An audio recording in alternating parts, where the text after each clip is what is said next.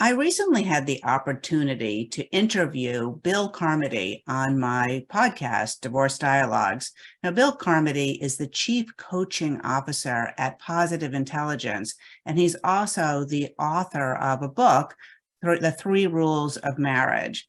And one of the things that I love about my podcast is that I, a divorce lawyer, get to interview all kinds of people about relationship advice.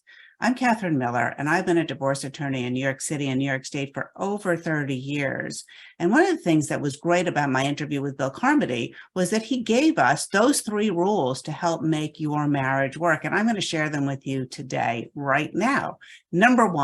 His number one rule is don't keep score. And that means don't just keep a running tabulation as to what you did or what he did or she did, because it's backward looking and it's not forward looking. So it has you always looking at what happened in the past and not trying to build your relationship day by day, moving forward in a loving and supportive way.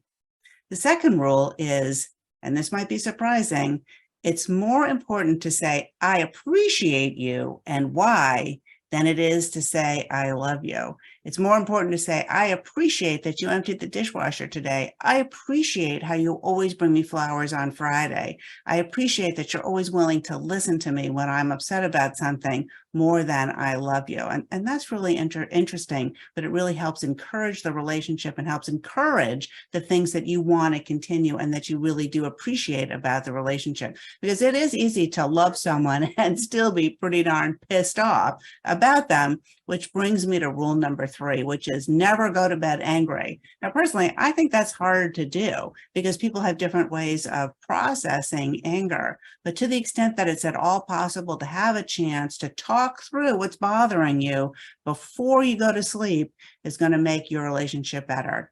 Bill's interview is airing on WVOX on June 21st, and it'll be available as a podcast really soon right after that.